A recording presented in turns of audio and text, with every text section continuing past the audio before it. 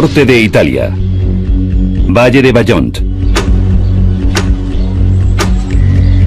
9 de octubre de 1963. Unos obreros de la Agencia Nacional de Energía Eléctrica de Italia estaban almorzando en lo alto de la presa de Vajont. Ese día, como siempre, estaban contemplando las laderas y disfrutando del fantástico espectáculo natural cuando unos pedazos del monte Toc se desprendieron hacia el embalse.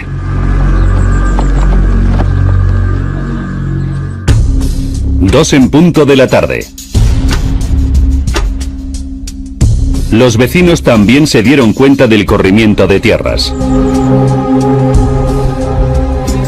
Gervasia Matsuko, de 11 años, vivía en Caso, una aldea justo enfrente del monte Toc.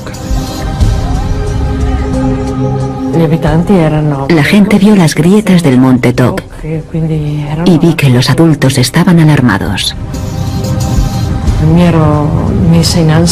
Yo también me preocupé. Una semana antes, mi madre me había contado que había soñado que se ahogaba en el agua.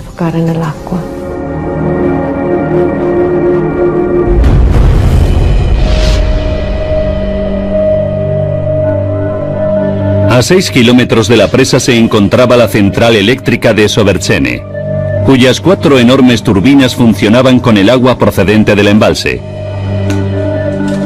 Luigi Ribis era el subdirector de la central y había estado registrando el corrimiento diario de la ladera de la montaña. Los movimientos de ese día habían sido tan grandes que creyó que se trataba de un error.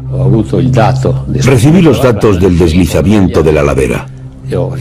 Me sorprendieron y pedí que me los confirmasen. Desde la sala de control se podían ver bloques de roca y tierra cayendo al agua. De hecho, el gráfico demostraba que estaba a punto de producirse un corrimiento de tierras. En previsión de la avalancha sobre el lago, los operarios de la presa habían reducido el nivel del agua para que las olas producidas por el desprendimiento fueran contenidas por el muro del embalse. 3 en punto de la tarde.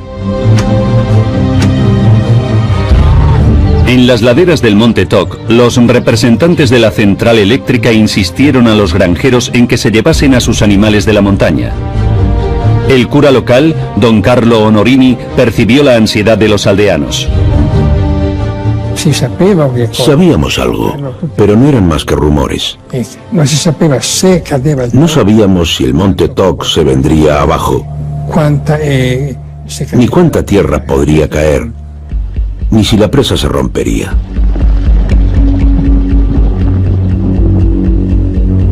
Por la tarde, la madre de Gervasia se marchó para trasladar a las vacas de la familia. Yo quería ir al monte Toc con mi madre. Siempre iba con ella. Pero me dijo que era mejor que me quedase en casa con la abuela y que volvería a la mañana siguiente. 5 en punto de la tarde.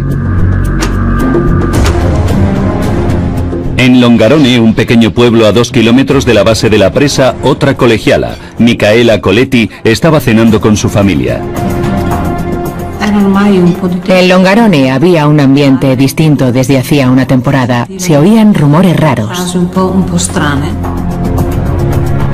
El padre de Micaela trabajaba en la presa y su madre estaba alarmada por lo que le contaba. Había oído a mi madre decir que era mejor que enviase lejos a los niños. Me sorprendió mucho y pensé, ¿qué hemos hecho para que mamá quiera librarse de nosotros?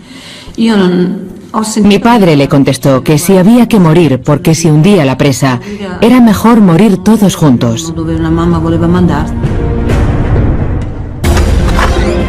6 en punto de la tarde. A las 6 de la tarde nos dijeron que estaba a punto de producirse el corrimiento y que subiésemos.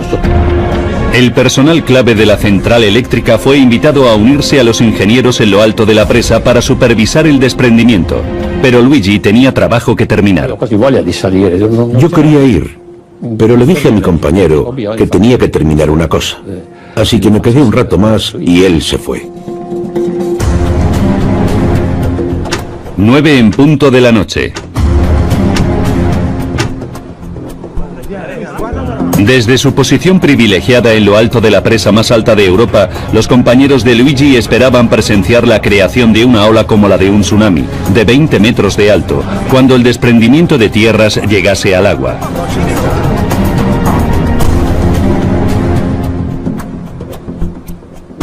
En el valle de abajo los rumores sobre la presa se habían olvidado al caer la noche. Los bares de Longarone estaban llenos de hinchas de fútbol que veían el partido de la Copa de Europa entre el Real Madrid y el Glasgow Rangers.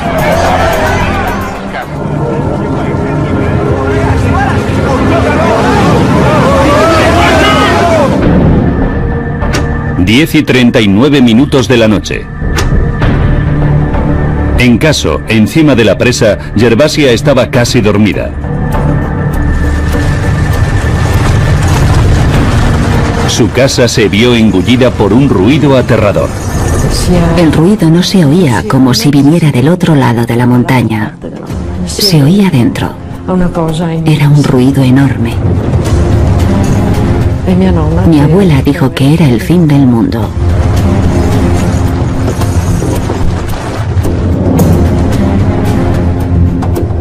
En la iglesia del pueblo, don Carlo oyó el mismo ruido sobrecogedor.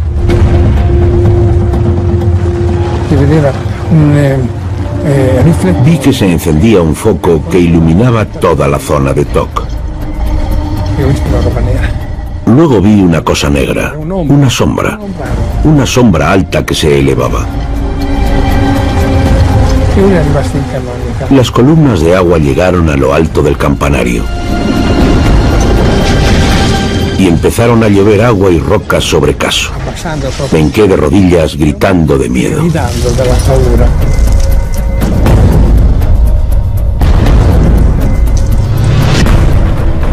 Temiendo que su casa podía quedar destruida, el hermano de Gervasia intentó salvar a su familia. Me agarró por los hombros y me tiró por las escaleras. Me llevó hasta la puerta de atrás y me empujó fuera. Caso estaba a más de 250 metros por encima de la presa, pero quedó empantanado. Corrí como una loca, porque estaba muy asustada. Mi instinto me decía que tenía que correr hacia arriba. Pensé que iba a morir.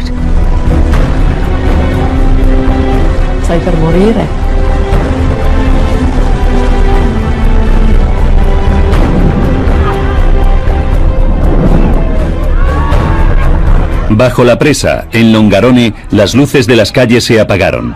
Micaela Coletti estaba en la cama.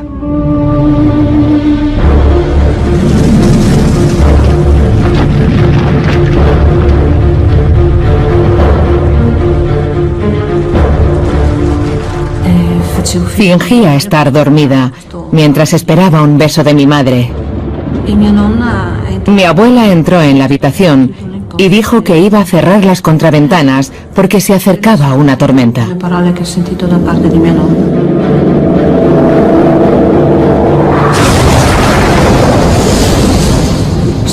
Entonces noté que mi cama se doblaba por la mitad y yo me quedé dentro. Noté que avanzaba a una gran velocidad.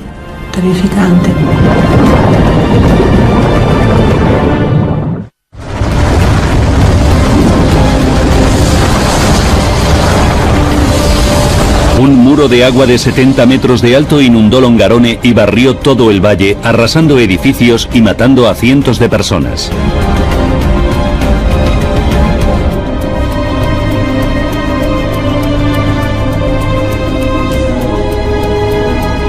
Veinte minutos después, las aguas se retiraron y dejaron un paisaje sembrado de muerte en Longarone. Quedé totalmente enterrada entre escombros.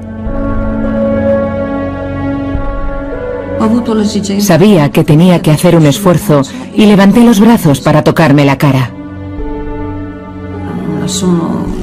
No recuerdo mucho más después de eso. Longarone había quedado arrasado. Comenzaron las labores de rescate. Pero se encontraron pocos supervivientes. Las casas, las carreteras y la línea de ferrocarril habían sido arrastradas o habían quedado enterradas bajo los escombros. Me encontraron después de las 2:30 de la mañana. Me encontraron completamente enterrada. Solo sobresalía una mano y un pie. Micaela fue uno de los 30 niños que se rescataron y la única de su familia que sobrevivió.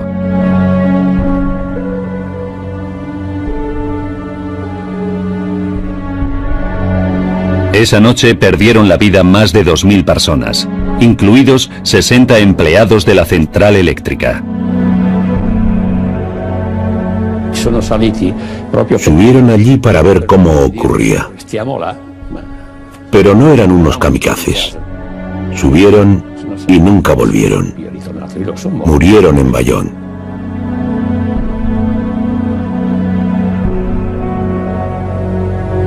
A la luz del alba, los equipos de rescate se quedaron anonadados cuando vieron que las rocas y el barro habían llenado el enorme embalse y una fantasmagórica cicatriz en forma de M de piedra caliza recién expuesta identificaba el lugar donde horas antes había tierras agrícolas. 50 años después, la cicatriz del corrimiento de tierra sigue siendo visible y continúa siendo un imán para los geólogos que luchan para revelar los mecanismos que produjeron semejante destrucción a una escala tan enorme. Estamos casi en lo alto del corrimiento de tierras. Esta es la superficie que se hundió. También se observa el límite lateral del desprendimiento, que es esa gran falla. Y de aquí hasta allí hay 1,8 kilómetros.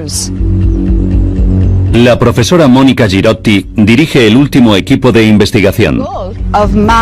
El objetivo de mi investigación es obtener un modelo tridimensional del desprendimiento para comprender mejor lo que pasó en 1963.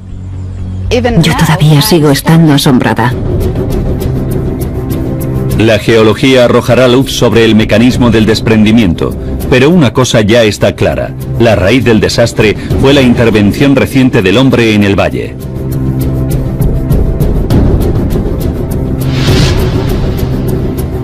El profesor David Pedley encabeza una iniciativa internacional para investigar, predecir e impedir corrimientos de tierra catastróficos.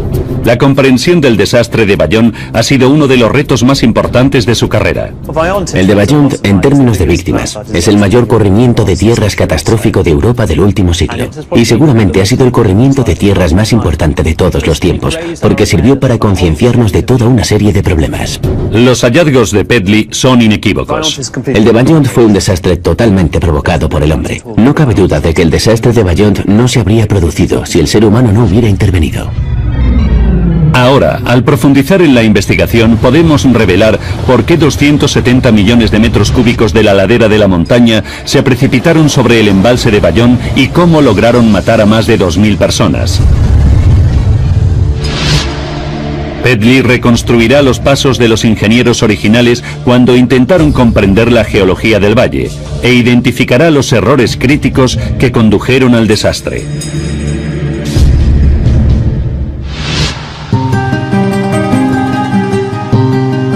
En 1956 comenzaron las excavaciones de los cimientos de la presa de Bayón.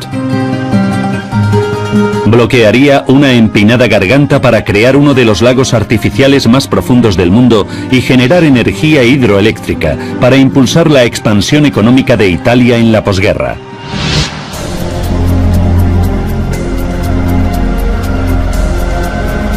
El ingeniero jefe era Carlo Semenza, un diseñador de presas de renombre internacional. Fue su último proyecto antes de retirarse y sabía que la espectacular cordillera de los Dolomitas italianos ofrecía una oportunidad única.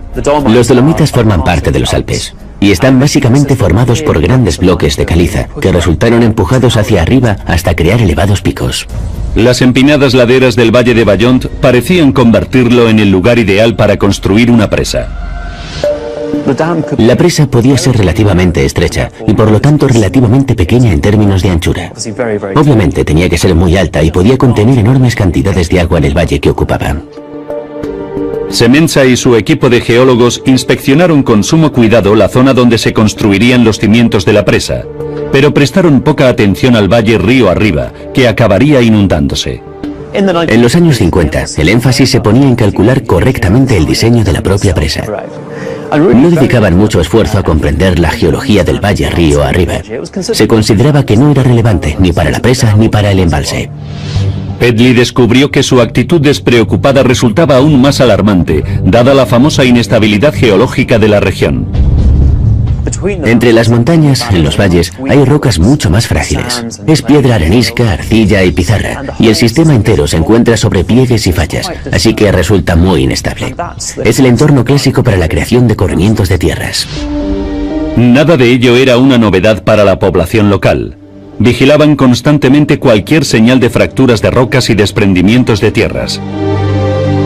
Incluso el monte Toc, adyacente a la presa, se había ganado el apodo de Monte Andante. Las obras duraron 2 años y la presa de 261 metros estaba casi acabada, cuando el 22 de marzo de 1959, un embalse nuevo en el cercano Pontesey sufrió un enorme corrimiento de tierras que generó una ola de 20 metros de alto similar a la de un maremoto, que ahogó a un obrero y desbordó la presa.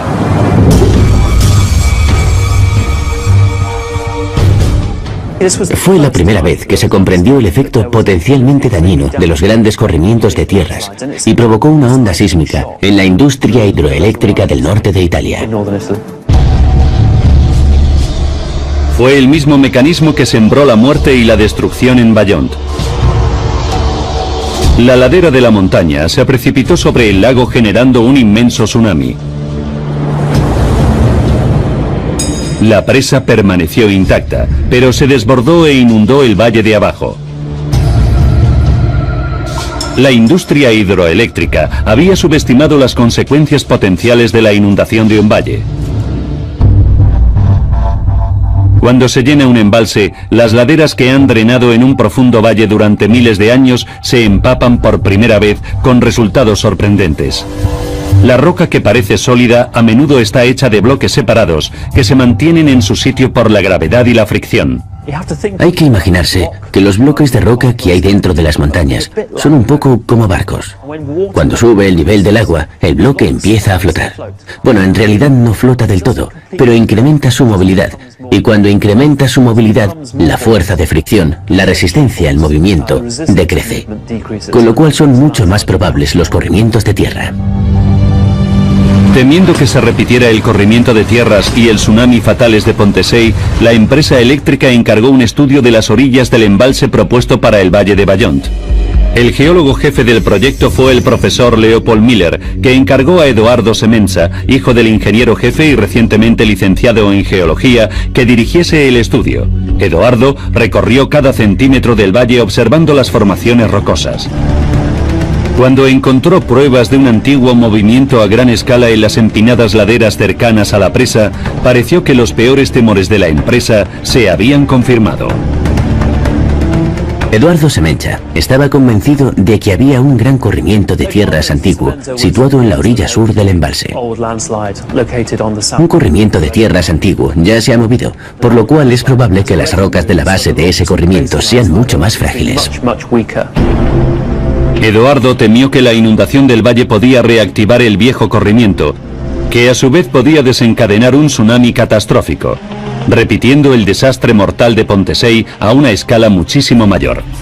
La masa del corrimiento de tierras que identificó estaba a 100 metros de la propia presa. Si Eduardo tenía razón, había que desechar el proyecto entero. Para el padre de Edoardo, Carlo Semenza, la noticia fue devastadora e inició una investigación más detallada. Si efectivamente se trataba del emplazamiento de un gigantesco corrimiento de tierras antiguo, tenían que existir pruebas en los estratos de roca subterráneos. Los ingenieros perforaron 3 agujeros en la ladera de la montaña, en la zona de peligro identificada por Edoardo.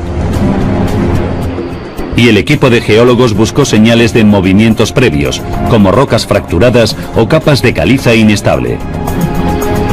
A pesar de perforar hasta 170 metros de profundidad, no encontraron pruebas de un desprendimiento de tierras anterior. El jefe del proyecto, Carlo Semenza, se llevó un alivio. Su principal asesor geológico, el profesor Miller, estaba seguro de que las laderas estaban formadas por bloques de caliza sólida e inamovible. Los diseñadores de la presa llegaron a la conclusión de que aunque existía el potencial de pequeños corrimientos de tierras en las orillas del embalse, no existía un peligro real de grandes desprendimientos. En febrero de 1960, una vez descartada la amenaza de un corrimiento de tierras destructivo, Semenza dio luz verde a la siguiente fase del proyecto. Antes de entregar la presa a la empresa eléctrica, tenían que confirmar su integridad estructural llenando el embalse a tope.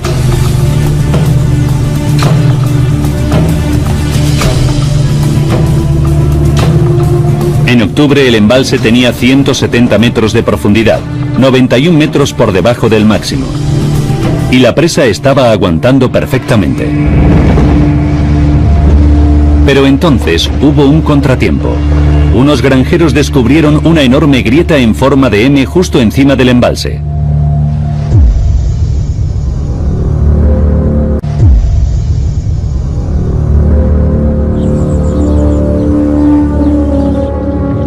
La grieta que se abrió era enorme, de unos 1.700 metros de largo.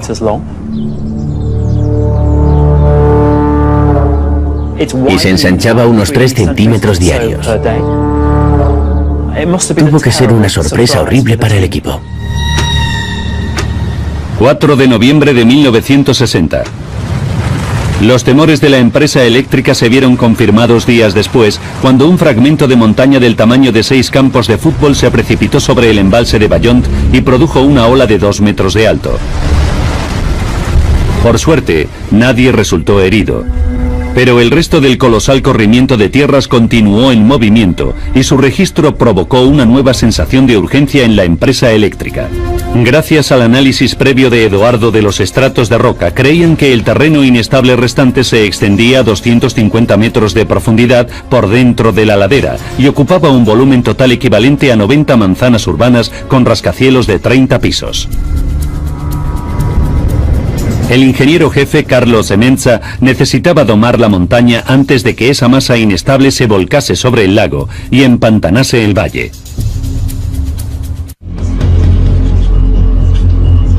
Al equipo de ingenieros de Semenza no se le ocurrió ninguna forma de detener el corrimiento. Su inmenso tamaño hacía impracticable clavarlo a la ladera de la montaña con capilares de hormigón. Pero el profesor Miller tenía el presentimiento de que podía controlar la velocidad a la que la tierra se precipitaba sobre el lago e impedir un devastador tsunami. Creía que si elevar el nivel del agua activaba los corrimientos de tierras, reducir el nivel debería ralentizarlos. Carlo Semenza probó de inmediato la idea de Miller y abrió las compuertas de la presa para reducir la profundidad del agua. La teoría de Miller era simplemente que reducir el nivel del embalse permitiría que el agua se drenase de las laderas, incrementando la fricción y anclando otra vez los bloques flotantes de piedra caliza sobre la montaña. A lo largo de los 2 meses siguientes, el ritmo del deslizamiento decreció de 3 centímetros diarios a apenas 1 milímetro al día. La gran masa del desprendimiento de tierra se ralentizó y al final se detuvo. La consecuencia fue que Miller y Semenza se convencieron de que incrementando el nivel del lago podían provocar el movimiento y volviéndolo a reducir podían detener ese movimiento. Aunque no podían detener permanentemente el corrimiento de tierras, los dos hombres estaban convencidos de que podían controlar la velocidad a la que se deslizaba sobre el valle. Semenza y Miller propusieron verter la gigantesca masa de roca en el lago, usando la profundidad del agua del embalse como el acelerador y el freno de un coche. Así que la presa quedaba libre para poder empezar a producir energía. Era un plan sencillo, pero a Petley le asombra. Su comprensión de la geología y de los mecanismos de movimiento de esa gran masa era muy limitada. Y sin embargo, a pesar de su falta de conocimientos. Se embarcaron en el plan extraordinariamente atrevido de intentar controlar el movimiento del corrimiento de tierra mediante la elevación o reducción del nivel de agua.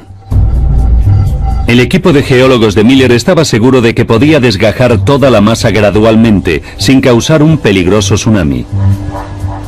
Pero Carlo Semenza se mostró más precavido. Insistió en expandir el plan para enfrentarse a la peor situación posible, en la que el corrimiento de tierras se precipitase sobre el lago brusca y catastróficamente, provocando un tsunami.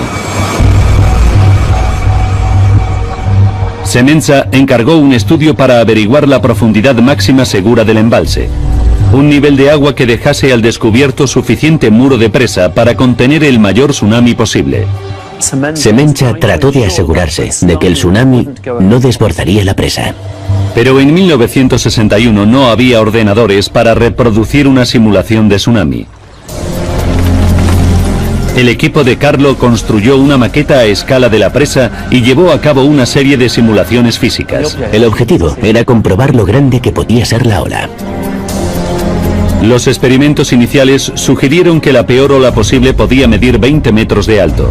Entonces Semenza calculó la profundidad máxima de la presa y dejó la presa con 25 metros de pared de hormigón al descubierto para proteger el valle de abajo.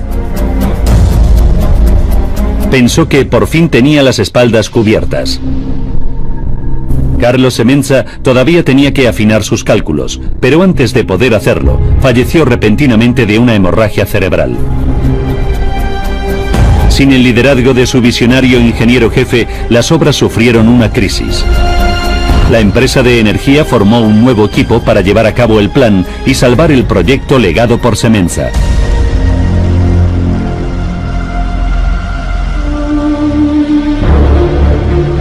...26 de septiembre de 1963. En los 2 años transcurridos desde la terminación del túnel de circunvalación, el nivel del agua se elevó y se redujo sistemáticamente para controlar el corrimiento de tierra sobre el valle inundado. Y hasta entonces, el plan había funcionado. 2 semanas antes del desastre, el corrimiento de tierra había avanzado un total de 3 metros. Los operarios de la presa ya estaban convencidos de que tenían capacidad para controlar el corrimiento de tierra. El embalse se encontraba en su nivel de agua más alto hasta la fecha, a 245 metros sobre la base de la presa. Estaba a 10 metros por encima del nivel de seguridad máximo fijado por Semenza. No cabe duda de que intentaban llegar a un punto en el que pudieran verter el corrimiento de tierra sobre el lago. Estaban elevando el nivel del lago al límite más alto que creían que podían. Su estrategia de alto riesgo parecía estar surtiendo efecto. El corrimiento estaba cogiendo velocidad. Se abrieron las compuertas para reducir el agua a un nivel seguro antes del desprendimiento final. Los operarios de la presa esperaban, como habían comprobado previamente, que reducir el nivel del agua ralentizaría el corrimiento. Pero esa vez fue distinto. En realidad, el corrimiento continuó acelerando. Era justo lo que no esperaban, y se quedaron muy desconcertados con lo que pasó. Si se producía un desprendimiento del flanco de la montaña, entonces sus simulaciones garantizaban que el tsunami resultante desbordaría los muros de la presa. Durante 2 tensas semanas, los operarios redujeron el nivel del agua lo más que pudieron, sin añadir presiones a las laderas. Pero el corrimiento de tierra continuó acelerándose. 9 de octubre de 1963. La ladera de la montaña ya avanzaba 30 centímetros diarios, pero la presa ya tenía 25 metros de muro de hormigón al descubierto. Los operarios de la presa respiraron aliviados porque la pared ya tenía altura suficiente para contener cualquier ola. Como el nivel del lago ya estaba por debajo del tamaño máximo del tsunami que habían calculado, consideraron que la situación era completamente segura. Tan segura que los directivos de la empresa eléctrica fueron invitados a presenciar la creación del tsunami. Y no se alertó de ningún peligro a la población local.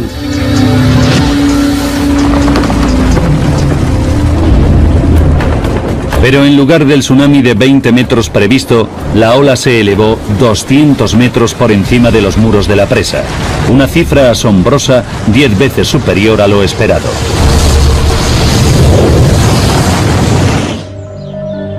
Ahora, nuestros investigadores revelarán por qué el plan para controlar el corrimiento de tierra ajustando el nivel del embalse fue un error de juicio tan garrafal. Desde el principio del movimiento del corrimiento de tierra, su modelo, de la forma en que se comportaba, estuvo equivocado.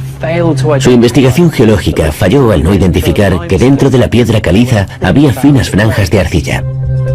Y esas capas de arcilla blanda produjeron una zona de debilidad. El equipo de geólogos perforó agujeros con el fin de buscar pruebas de una superficie frágil deslizante, pero no profundizó lo suficiente para encontrar la arcilla. Buscaban una capa de arcilla que estaba a 250 metros de profundidad y que solo tenía 1 centímetro de grosor. Pero esa capa de 1 centímetro de grosor bastaba para determinar si el corrimiento de tierra podía moverse o no. Las extraordinarias propiedades de esa capa de arcilla acabaron provocando que un costado entero de la montaña se desgajase de repente a una velocidad increíble. El estudio del Monte Koch de Monica Girotti ha revelado los depósitos de arcilla que el equipo de Miller no encontró. Esta es la arcilla sobre la que se deslizó el corrimiento de tierra de 1963. Es una capa continua. Cuando esa capa se vino abajo, la masa se movió. Pero la investigación de Girotti se centra en otra característica de esa fina capa de arcilla. Esta arcilla es un material impermeable que no permite que pase el agua. Esa capa hidrófuga apunta a un mecanismo completamente nuevo para el deslizamiento que Miller nunca tuvo en cuenta. El agua de lluvia de lo alto del Monte Koch podía drenar hasta la roca bajo la arcilla y quedar atrapada. El incremento de la presión que empujaba a la arcilla desde abajo podía desestabilizar la superficie de deslizamiento. Pero haría falta un volumen enorme de agua atrapada para mover la masa del corrimiento de tierra. El equipo de Girotti ha reunido pruebas cruciales de que el agua de lluvia de toda la sección superior del Monte Koch se recogía en la piedra caliza aislada bajo el corrimiento de tierra.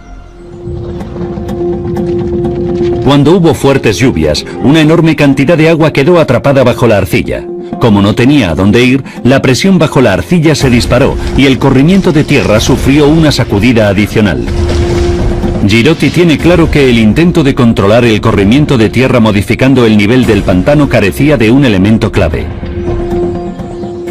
No era un buen plan, porque Miller no tuvo en cuenta la existencia de arcilla dentro de la ladera. Y solo podía controlar los niveles del lago, pero no las precipitaciones de lluvia. Fue un proyecto inútil.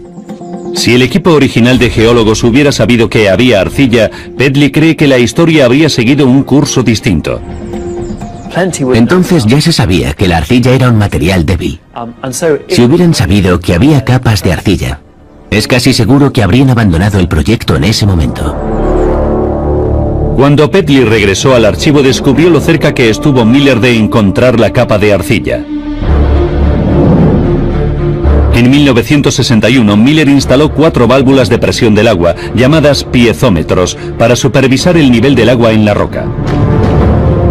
Quería asegurarse de que la ladera de roca caliza se comportaba del modo que preveía su teoría. 3 de los aparatos confirmaron las expectativas de Miller de que el nivel de agua de la roca dependía del nivel del embalse. Pero oculta entre los datos del cuarto piezómetro, Pedley encontró la prueba devastadora de una capa de arcilla. El nivel del agua de ese agujero no se correspondía con el nivel del agua del lago.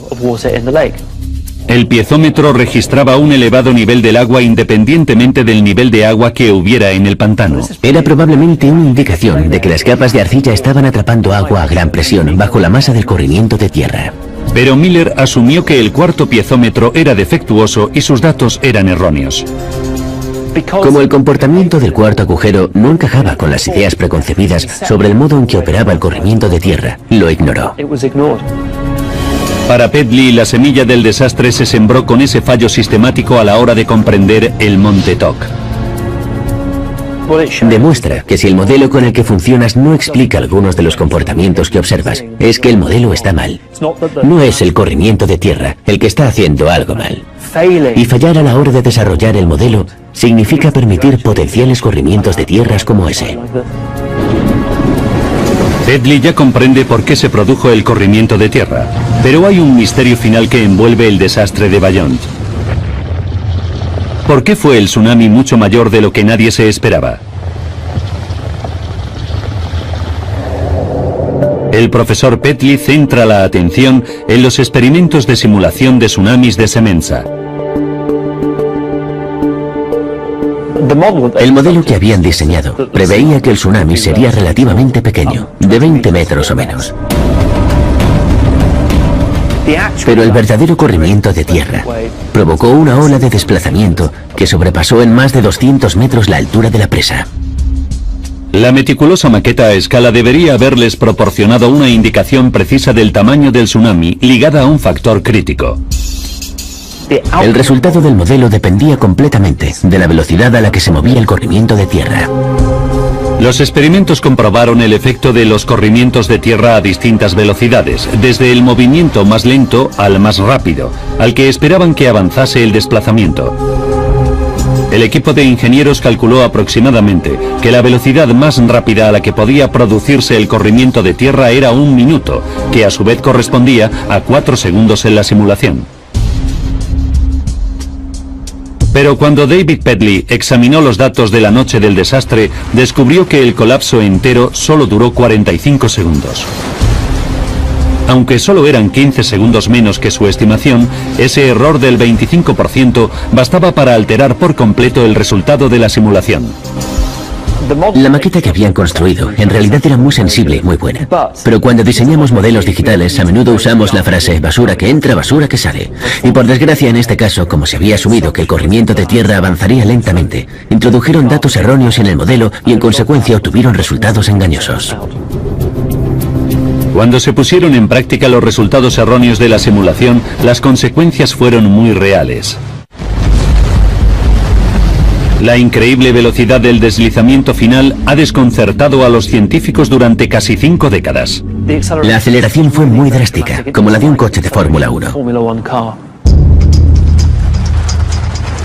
En pocos segundos, el corrimiento de tierra pasó de moverse unos pocos centímetros por hora a una velocidad de 110 kilómetros por hora. Pedley cree que ya ha resuelto el misterio de la asombrosa velocidad final. Y una vez más, la respuesta está en la arcilla y su extraordinario comportamiento cuando se comprime a gran profundidad. Hay que imaginarse que había 200 metros de piedra caliza maciza encima de una capa de arcilla.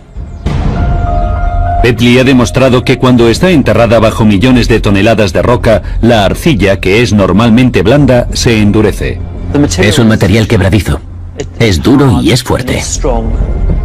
Durante milenios la arcilla profunda no había sido perturbada, pero al llenar el embalse por primera vez se crearon enormes presiones sobre esa fina capa. Eso permitió que la arcilla empezase a deformarse, y al hacerlo surgieron lo que llamamos microgrietas, grietas diminutas, fracturas que se abren en la roca. El sorprendente comportamiento de esas microgrietas es la clave de la aceleración final del corrimiento de tierra. A medida que el corrimiento de tierra avanzaba, las pequeñas grietas crecieron, se extendieron hacia afuera. Crearon grandes grietas y al unirse a otras grietas formaron una única superficie a lo largo de toda la arcilla. Una vez que las microgrietas se extendieron por toda la superficie de desplazamiento en forma de M, el colapso total era inevitable. Los testigos oculares declararon que el hundimiento final solo duró 45 segundos. Pero el análisis de Pedley demuestra que esa fase final irreversible había comenzado mucho antes. El desastre de 45 segundos no fue más que la parte que contemplamos, pero el aceleramiento final del corrimiento de tierra no ocurrió en 45 segundos, ocurrió a lo largo de unos 60 días. 10 de agosto de 1963. 60 días antes del hundimiento final, el agua estaba en su nivel más alto hasta la fecha, a solo 25 metros por debajo de la altura del muro de la presa. Hasta ese momento las subidas y bajadas de nivel del lago habían estado provocando la propagación de las microgrietas. Pero para entonces, las grietas ya habían penetrado tanto en la arcilla que se produjo una reacción en cadena y las grietas siguieron extendiéndose solas. Las microgrietas pasaron a controlar el movimiento del corrimiento de tierra. En ese momento, los operarios ya no tenían ningún control sobre el comportamiento del corrimiento de tierra, aunque ellos creían que sí. Una a una, las pocas secciones de arcilla que estaban sin agrietar se fueron resquebrajando cada vez más rápido y el corrimiento de tierra se aceleró.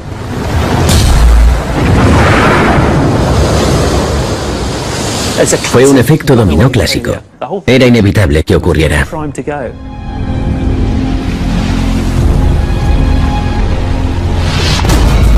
Tras 50 años de incertidumbre, ya podemos revelar cómo la construcción de la presa más alta de Europa provocó un tsunami que arrasó una comunidad entera.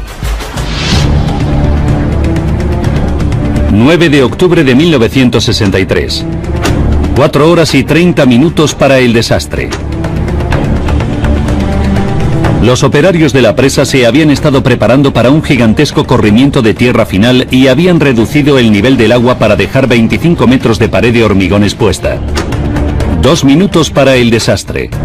Creyendo que el tsunami de 20 metros que esperaba la empresa sería contenido por el muro de la presa, la población local no fue alertada del colapso inminente del corrimiento de tierra.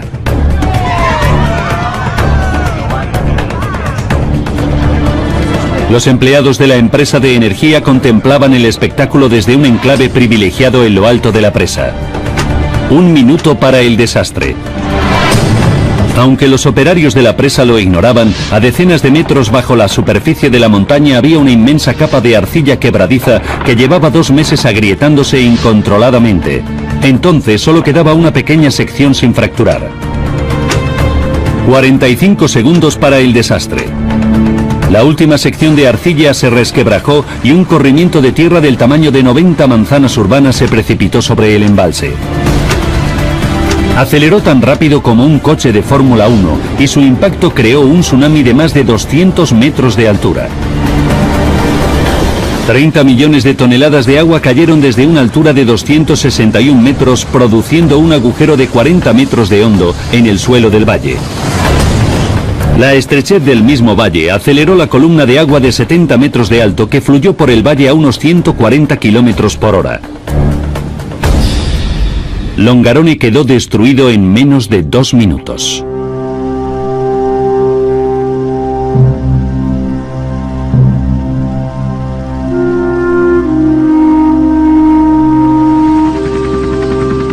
Miré abajo, desde el helicóptero, y vi el lugar por donde había venido la ola. El valle entero había desaparecido. Un valle esfumado. En Bayont se demostró la locura del ser humano, su fracaso a la hora de controlar y comprender los sistemas naturales. Su modelo de cómo controlar ese corrimiento de tierra estaba totalmente equivocado, y de hecho condujo a la catástrofe que finalmente ocurrió. En 1971, 2 personas fueron declaradas culpables de homicidio múltiple. Una era el ingeniero jefe que había sustituido a Semenza. Fue condenado a 2 años de cárcel. Se ordenó a la empresa de energía que pagase una indemnización a las víctimas. La presa de Bayont, la celebrada obra maestra de la ingeniería italiana, nunca volvió a generar energía y se convirtió en una reliquia en el paisaje. Hoy los ingenieros y geólogos siempre tienen que examinar las laderas de las presas proyectadas y explicar por qué son más seguras que las laderas del Valle de Bayont.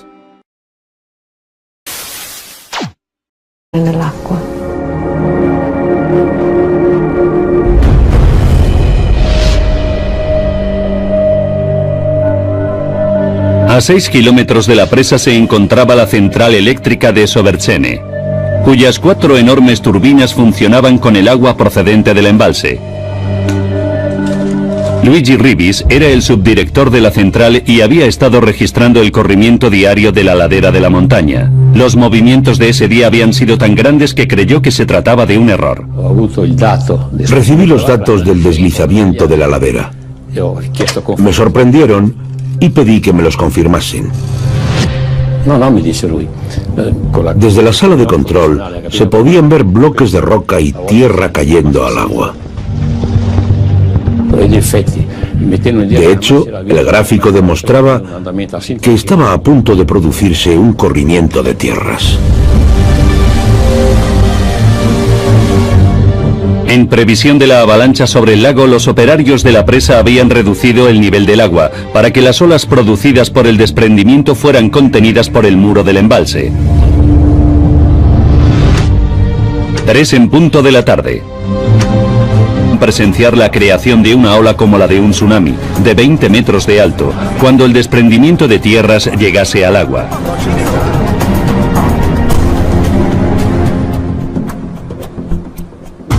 En el valle de abajo los rumores sobre la presa se habían olvidado al caer la noche.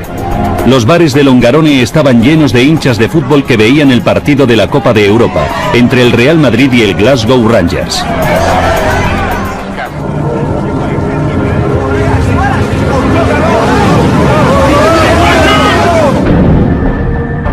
Diez y 39 minutos de la noche. En Caso, encima de la presa, Gervasia estaba casi dormida. Su casa se vio engullida por un ruido aterrador. El ruido no se oía como si viniera del otro lado de la montaña. Se oía dentro. Era un ruido enorme. Mi abuela dijo que era el fin del mundo.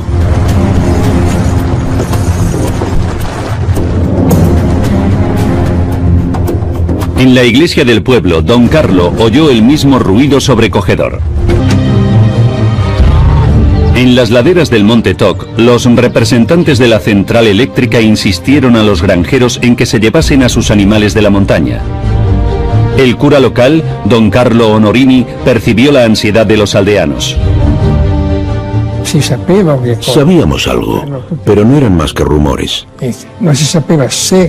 No sabíamos si el Monte Toc se vendría abajo, ni cuánta tierra podría caer, ni si la presa se rompería.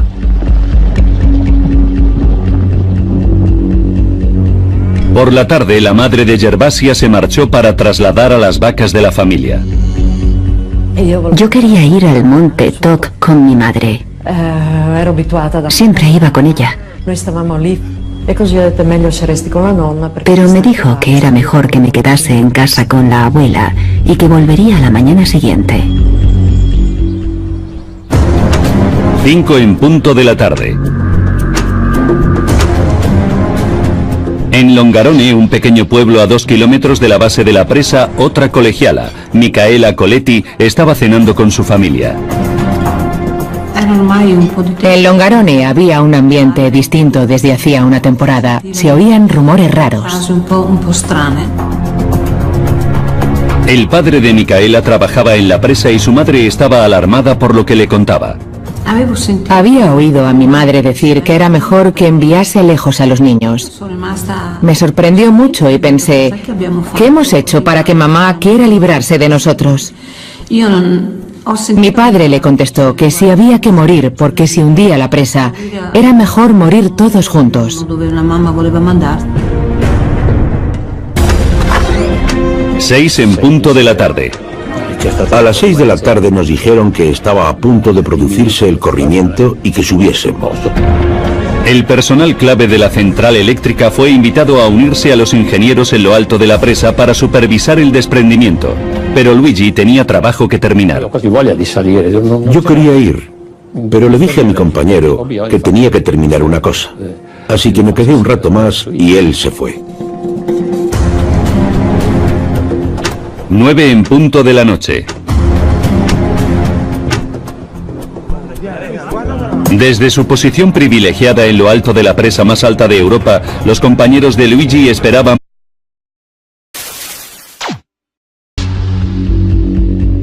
Norte de Italia. Valle de Vajont. 9 de octubre de 1963. Unos obreros de la Agencia Nacional de Energía Eléctrica de Italia estaban almorzando en lo alto de la presa de Vajont. Ese día, como siempre, estaban contemplando las laderas y disfrutando del fantástico espectáculo natural cuando unos pedazos del monte Toc se desprendieron hacia el embalse.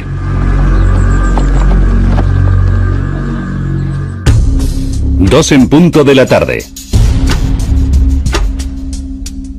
Los vecinos también se dieron cuenta del corrimiento de tierras. Gervasia Matsuko, de 11 años, vivía en Kaso, una aldea justo enfrente del monte Toc.